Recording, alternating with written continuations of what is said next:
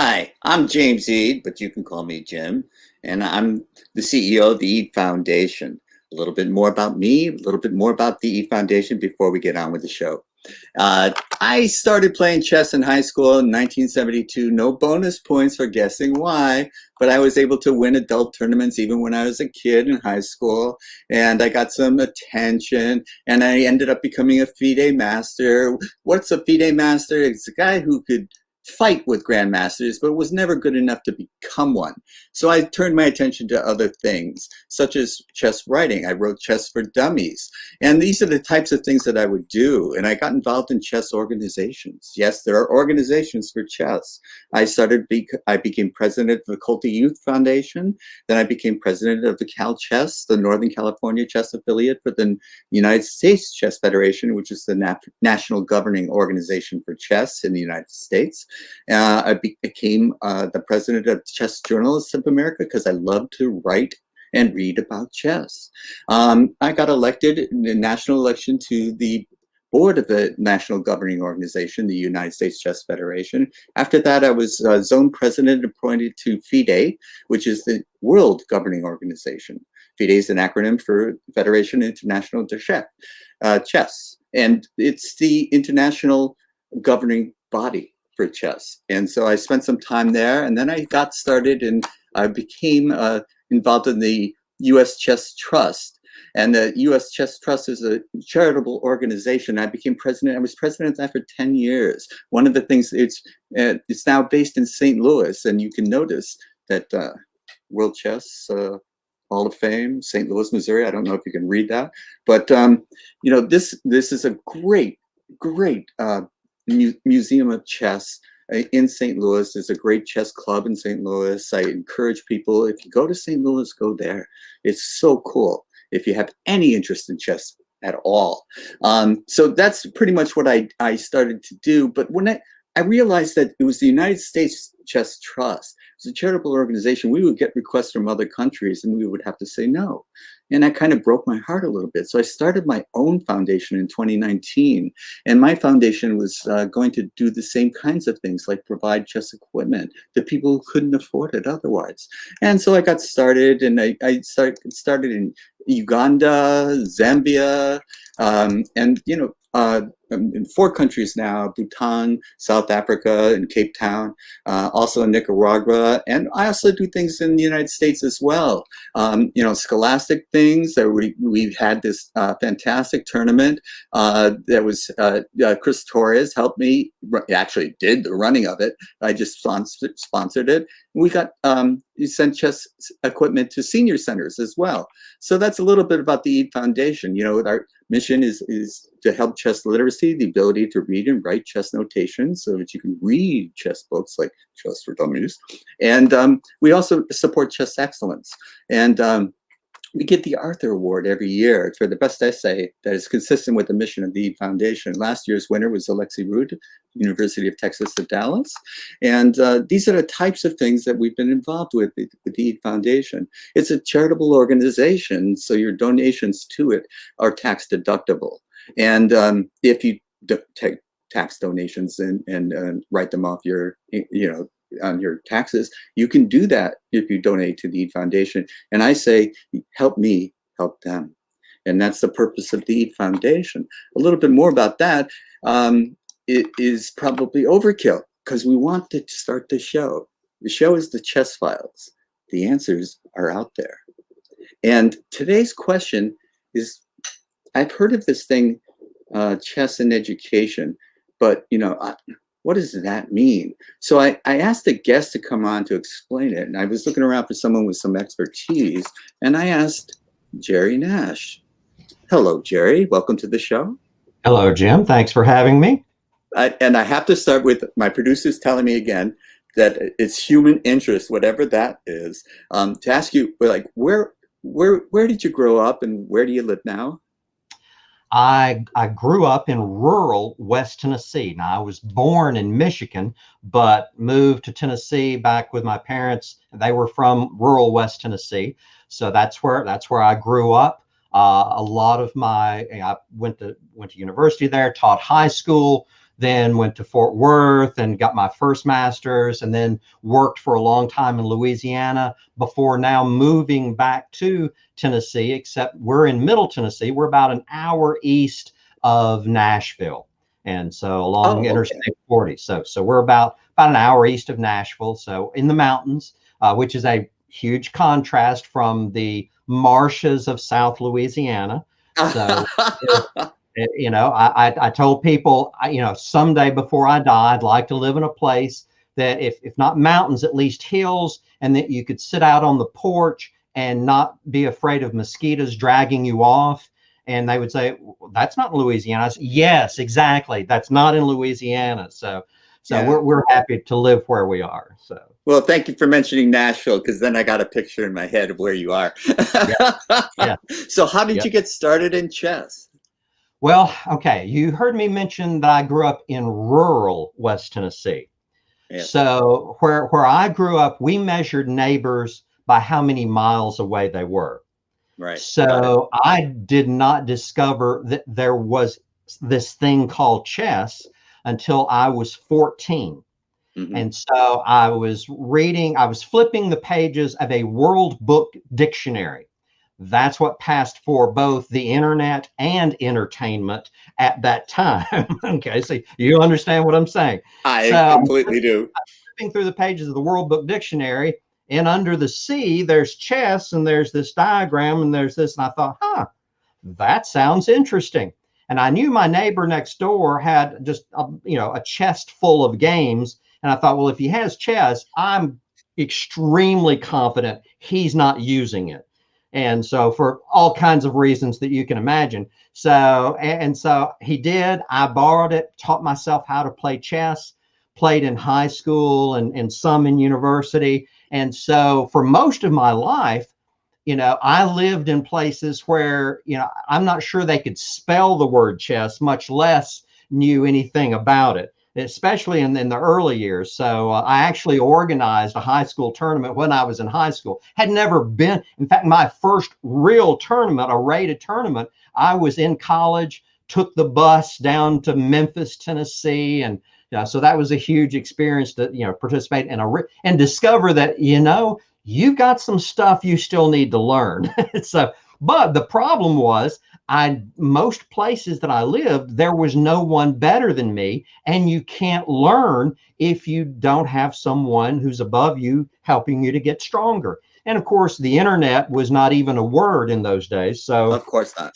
Right. And so that's kind of how I found somebody stronger than me. Exactly. Yeah.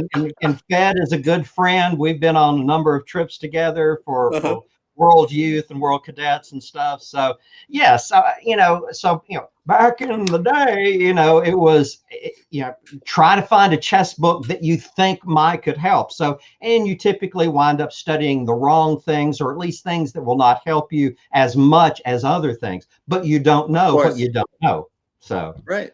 But I had fun playing. I enjoyed it. There were a lot of things that I gained from chess that I didn't realize that I was gaining at the time. It was not until many years later that I realized oh, wow, these were skills that I was picking up, while playing chess. That's my opportunity to say what I say every show. When you give the gift of chess to a kid, you give a gift that can last a lifetime, because chess, they think they're playing, but they're also learning life lessons.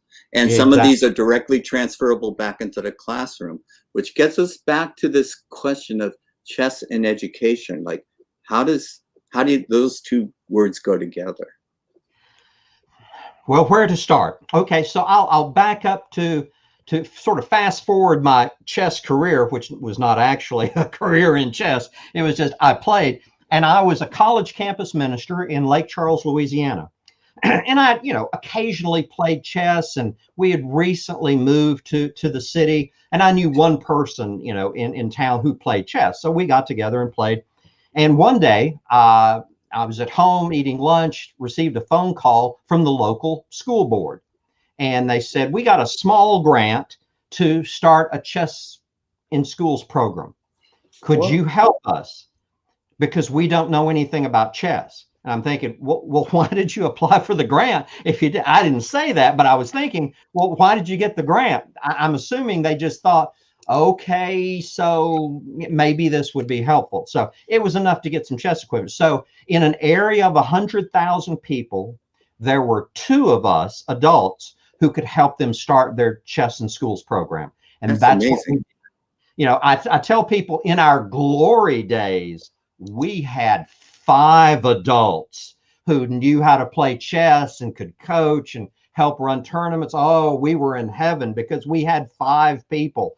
And so, but what happened was, I said I was a college campus minister, and I was still doing that. But the struggle in working with the college students was the fact that, they're making these incredibly poor decisions.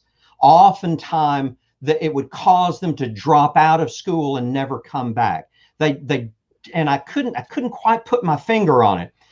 What's going on here? So I began coaching 4th and 5th graders, because right after that phone call from the school board, I got a phone call from the elementary school. It was a K through 5 school where my daughters were attending. And the PE teacher said, now you will be our chess coach. And I'm thinking, well, yes, I'd like for my daughters to graduate from your school. Of course, I'll be your chess coach. So I began coaching 4th and 5th graders. And a few months into it, I realized that they were learning skills in terms of critical thinking and these other skills that my college students did not have. The ability to think in branches. If I do this, not only this could happen, but this could happen and this could happen. And if that happens, then this. So I was realizing that's what my college students are missing. And so that was sort of a seed in the ground moment. So 2 things came to mind. Was, more students need this skill. And the other part, then sort of the corollary, somebody needs to really help get this to more students. And because, part of it, they need to be younger students, because by the time they get to the university, it's a little late in the day. They needed these skills back there. Some of them didn't even make it to university because they weren't successful in middle and high school because they didn't have these skills. So anyway, so that was, so I thought, somebody should do this. And then a few years later, it was, okay, maybe you're supposed to start doing this. And in the meantime, we had worked on training teachers. But one thing that we saw, which, Jim, I'm sure that you have seen as many, or if not more times than I have, that, okay, so for example, in Lake Charles, there was this terrific elementary school teacher, and she had a program very successful. It was a Title I school, and she had at least 60 or more students every week involved in chess. She transferred to another school. There you go. Yep. That program died and never came back. Right. And so we began to see that in different places. Years later, when I came to work for the U.S. Chess Federation as Scholastic Director, I discovered that nationally, it was the same situation, that upwards of 95% of all of our scholastic chess programs were one person away from extinction. I called them internal champions. You needed an internal champion to advocate. And the challenge is, okay, you have this teacher who's great, but they don't have to be the one to leave. A new administrator comes in and says, we're not doing chess anymore. And it doesn't matter that the teacher says, this is great. The parents say, oh, this is wonderful. The kids, oh, we want to do this. It doesn't matter, because this has nothing to do with what we're about. We're about education. This is just that chess thing, kind of like checkers, but with different shaped pieces. Yeah. And what's chess got to do with education? Exactly. Which brings me back to your original question. Right. So in this process, I realized, chess by the same old method will get us pretty much the same results, one person away from extinction. Because for most of those programs, it's a person generally on the outside coming in and doing the program. Well, if the administrator says, don't want you coming in, you're gone. If the teacher that you were working with is gone, you're done. If you happen to move to another area, that program's finished. And so it occurred to me, well, why not teachers?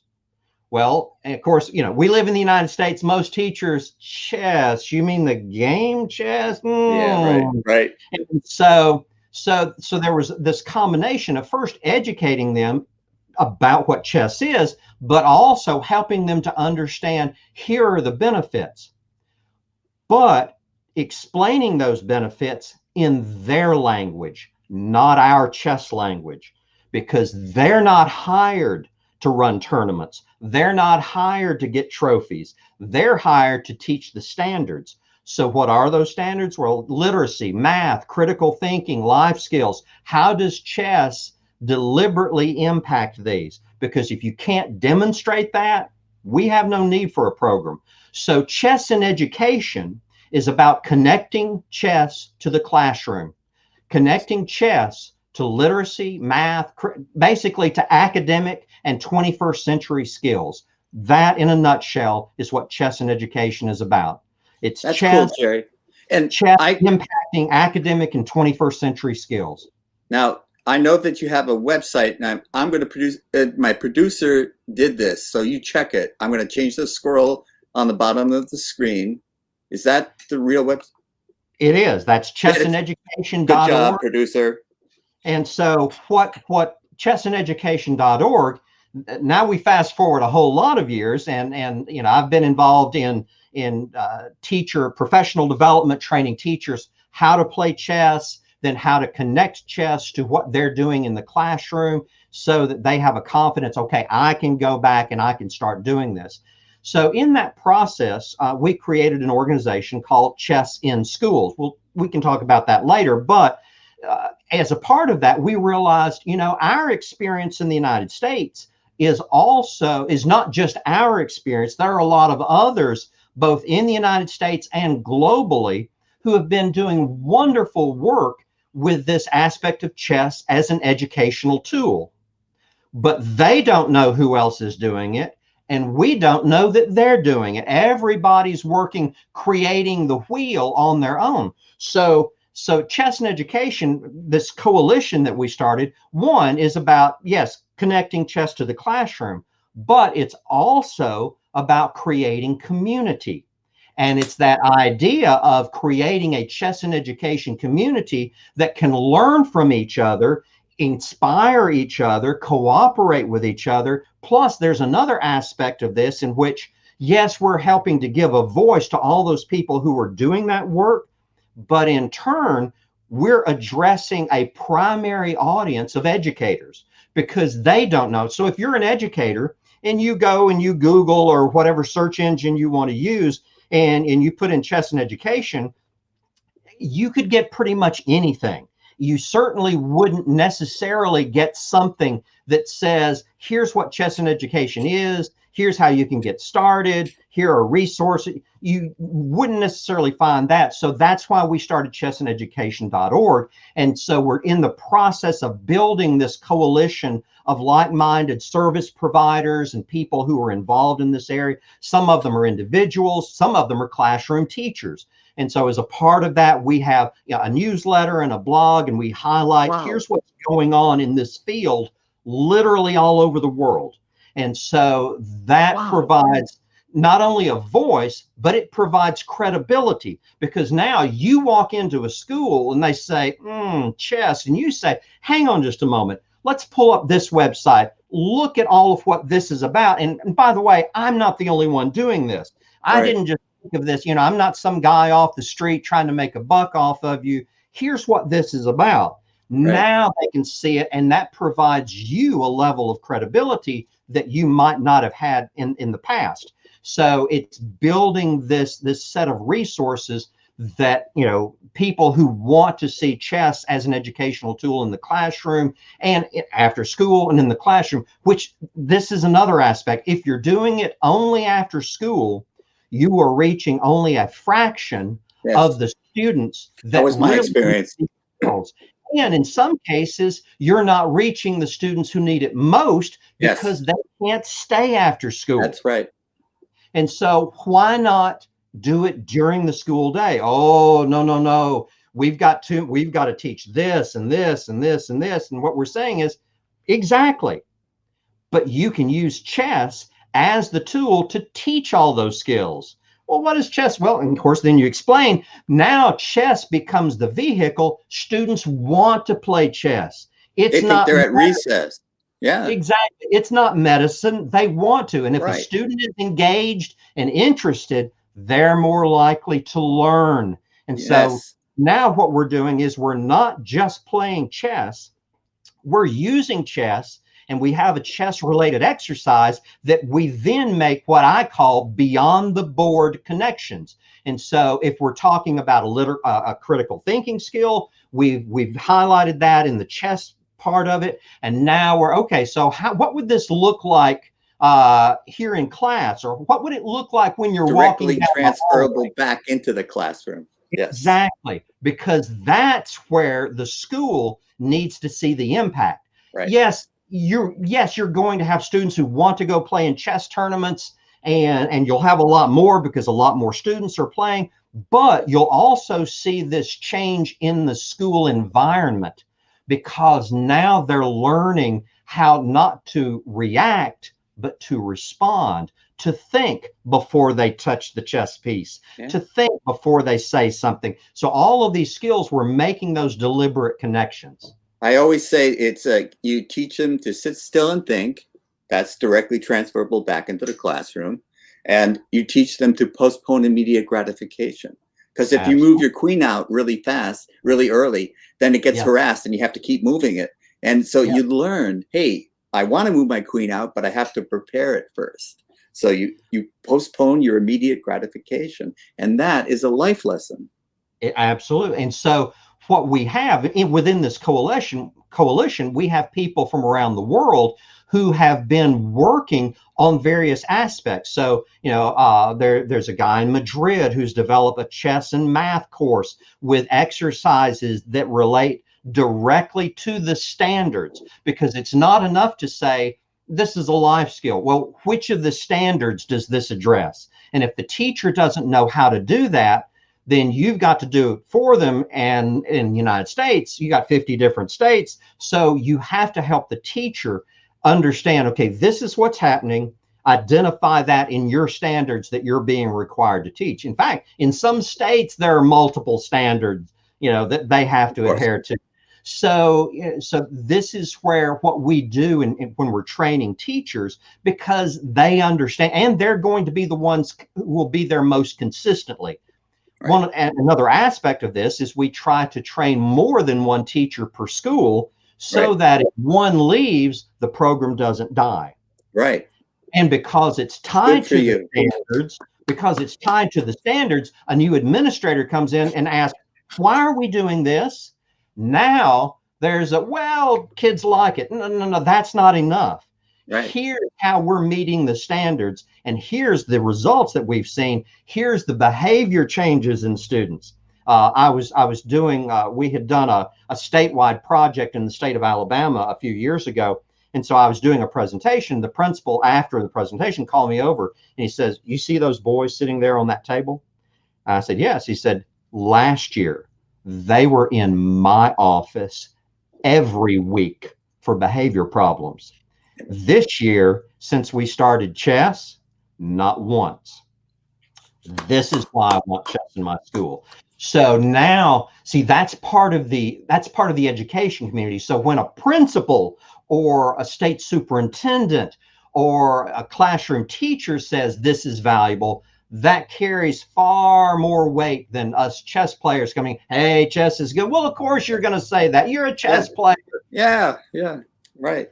But So tip of now the hat to you, Jerry. That is an amazing, because those are where you have to make the inroads, the internal champion. Many things, even in the veterans hospitals that I taught in, you had to have that internal champion. And when they left, the chess program would die.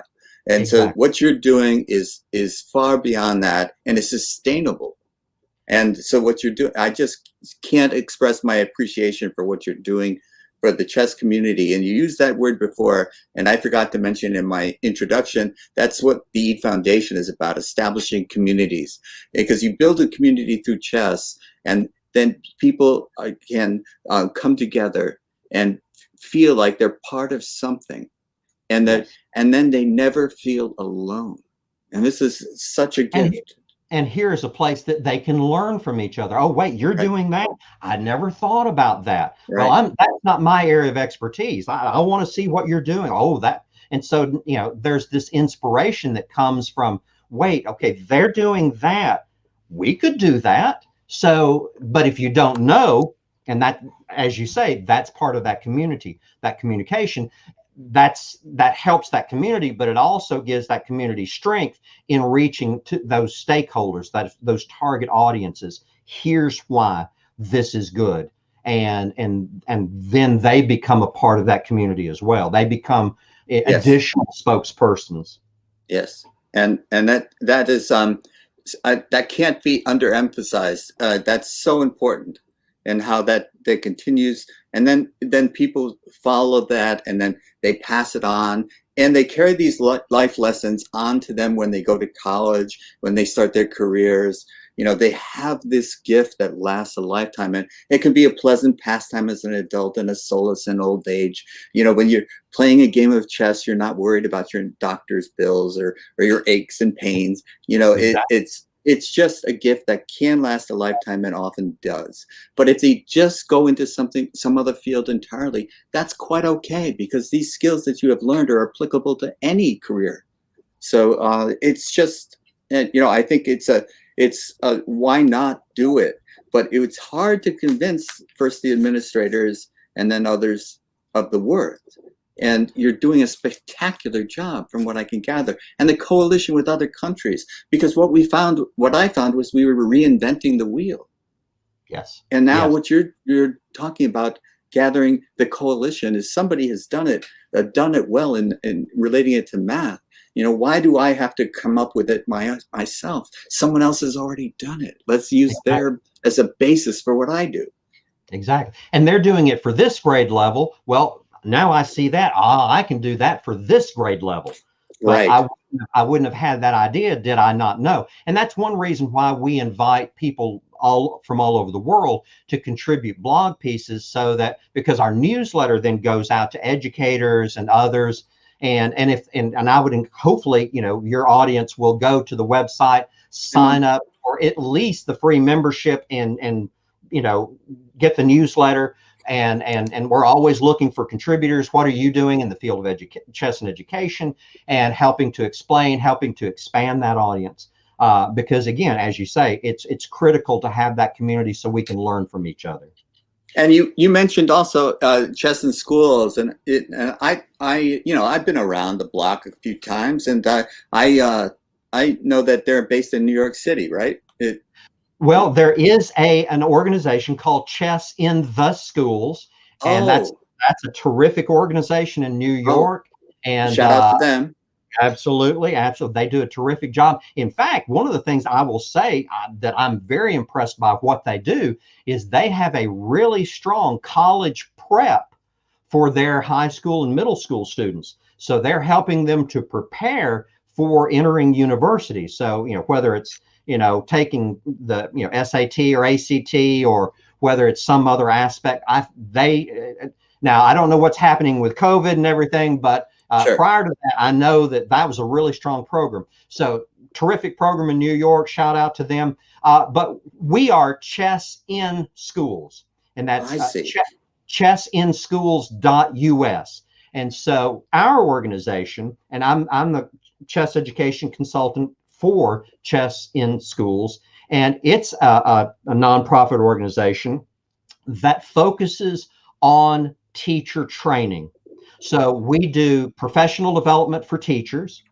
Now, we also do professional development for chess coaches to help them understand, if you want to access this education market, here are some things that you probably need to know. So we actually, can do training for chess coaches as well. Obviously, it's not going to be about, I'm going to teach you the Sicilian. One, I don't Right. know enough teach you too. That's not our point. It's we're going to help you access this community because there is a different language, there's a different mindset. And if you don't know that, you can make your presentation and they'll be very polite and then they'll show you the door.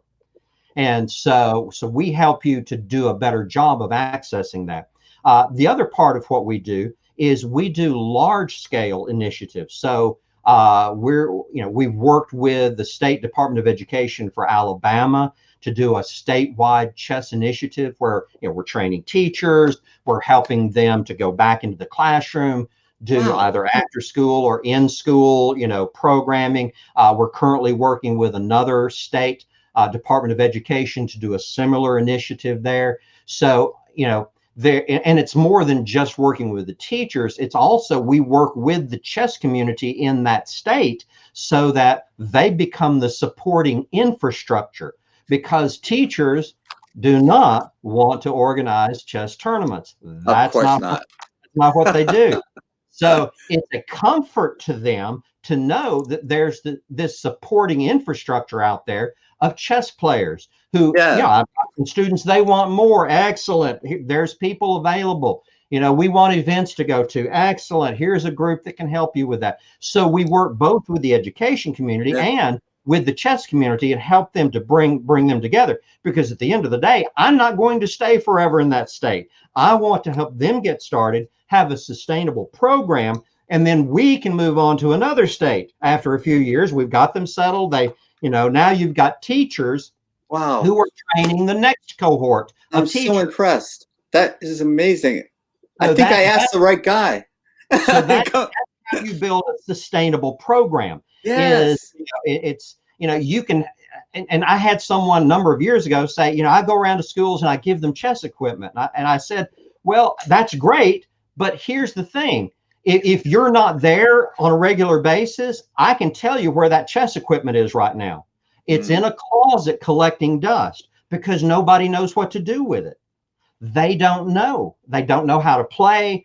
They don't have time during the day. There's all these because they don't know enough about the game to be invested to actually use it. And so what we see, for a lot of my professional developments, when I'm working with teachers, the first day, it's, I don't know how to play, and I'm pretty sure I can't learn. Yeah, it's too complicated. It's too boring. Too complicated. I'm too old. And we're teaching your kids. You can learn, parents. Well, and so, but it's funny. By the second day, they are as engaged as their students will be. I can't pull them away from the chess set to go to the next activity. And so I will say, somewhat humorously, you are doing such an excellent job of behaving just like your students. So what I need you to do is focus now and let's come to this next. But we want to finish our chess. Yeah, I know. So they are now big gong. Yes. But they are engaged, and so when they're engaged, then they start talking. If we had this a couple of years ago, you remember that student? Oh yes, we could have reached that if we had. So they begin to make the connections, and that's key. They take ownership of it. They want to go back and do that. And you're doing wonderful jobs in the United States, but this international coalition that you've assembled or helped assemble, that's so important because it really doesn't matter what country you're from or what language you speak. Chess is an international language. Everybody, same rules for everybody. Doesn't matter how tall you are, how short you are. It doesn't matter what the color of your skin is. It doesn't matter if you have a white beard or a red beard. It just doesn't matter. So you can reach everyone, and kids that would otherwise drop out can be engaged and stay in the system and become productive citizens. So this is a long range goal that you have, but it's something that you're introducing a new way of accomplishing. And I think it's an ancient game, but it's a new way to adapt it into educational systems. Absolutely. Right now, I am head of the strategy group for FIDE for developing a strategy and action plan for chess and education for the next 4 years. And so I have the privilege of working with experts from around the world with helping to develop this strategy and action plan. And so, and of course, then they have connections to others who are in other parts of the world. Of course. So that's the way it works. Exactly. And so we're bringing together, all of these people who are discovering, oh, wait, somebody's interested in what I'm doing. I'm happy to share. And so now they find that they have a voice. So that really is, you're right about that. There is a worldwide community, but connecting them has been the challenge. Yes. And so that's what we're trying to do with this chessandeducation.org. You'll see this link on the FIDE education website. We're in the process of also partnering with the European Chess Union, and they have a tremendously strong organization throughout Europe. And so, so there's this growing movement. Oh, and I wanted to share, you had mentioned about other countries. In May and June, I had the privilege of working with a person in Germany who had been a former missionary to Africa. And so we did online chess training for teachers across several cities in Zambia. And so I know that's dear to your heart. And so after this program, you and I need to chat about other possibilities that are coming down the road that I think you would be interested in. And I can guarantee they would certainly appreciate your support in this process. Because I'm here to help, Jerry. And, what you're doing is just, I appreciate what you're doing so much. And if I could be even a small part of what you're doing, I would be more than happy to. And we are always looking for coalition partners who are passionate about this. And there are so many. And I think it's kind of what you pointed out.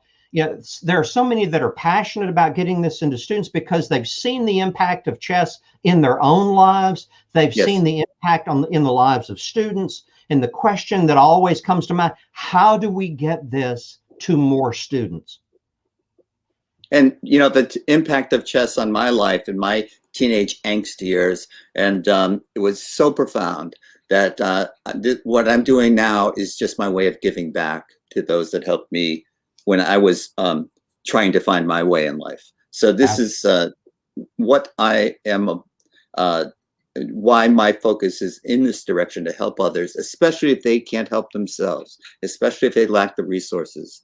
But you will need that, first off, an internal champion. Every country that I've been involved with has had somebody that knows how to play and that can teach others to play.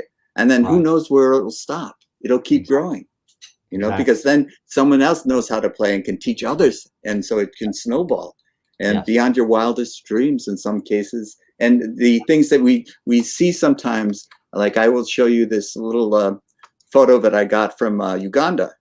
And it would just, these are the kinds of heartwarming things. You're reaching kids. You may never actually see them in person, but it just doesn't matter. You're making a little bit of a difference. Even an incremental difference is more than I could have hoped to have made. And so this is why we do what we do. And I'm sure your motivations are similar, Jerry. It's not to be able to, Well, in fact, the second year of the Alabama statewide initiative, we had the first year teachers that we trained come back for an additional training, but then we also had them to speak to the next year's first year teachers. Right. And so they started speaking, and they said, oh, first year, you're going to make a lot of mistakes. It's okay. It's okay. I'm sure I didn't know what I was doing, but let me tell you about my students. And then they began to tell story after story about how their students met them, at the start of the day. Are we doing chess today? Are we doing chess? They saw the changes. And so, it was gratifying to see that those teachers now were becoming advocates for this. So it was not just me. Now, the word had spread. They were seeing the results, and they were That's now. The snowball effect. That's absolutely true. And you don't have to become the world champion. You just don't.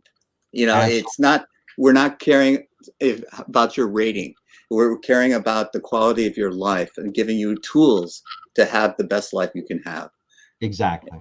And I Exactly. think that this is a something that anybody can get behind. And if I can help you in any way, I will certainly do it. But my producer's in my ear. It looks like we're running out of time. And Jerry, I think I asked the right guy to come in and tell me what chess and education had in common, what Well, what the connection was. And I just can't express my admiration and my thanks, my gratitude for you coming onto the show today. thank you for allowing me this opportunity. And yes, absolutely, we'll be in contact, and there are ways we can work together. So looking forward to it. Thank you, Jerry. And I'm going to take you backstage now, and because the show is now all about me. There you go. Okay, this has been the Chess Files. The answers are out there. And this show has been about chess and education and about forming communities through chess, because if you're part of a community, you're never alone. And it doesn't matter what country you're from. It doesn't matter what language you speak. Chess is an international game, and we can all learn it, and it teaches us life skills. And these lessons, if you teach it to a child, you teach the child a gift that you give that child a gift that could last a lifetime. And the skills that you give them are directly transferable back into the classroom, as Jerry was just telling us. So these are the skill sets that will serve you. They're life lessons. They will help you in any pursuit. If you want to become a world champion, we can't help you do that, but we can help you get started and learn the lessons that chess can teach you. And these are profound lessons that will help you in whatever career path you take. And if you don't have the resources to get started yourself, contact the EAT Foundation. The EAT Foundation is here to help. And we can send you the equipment. We can put you in touch with somebody who can teach. And this is what we do and why we do it, to help people help themselves. And thank you for being part of this show. It's every Friday at 1 p.m. Eastern Time. And I just want to thank my guest, Jerry Nash, one more time for a wonderful, wonderful show. One of my proudest to date, but I say that every week. So I will see, or you will see me next week.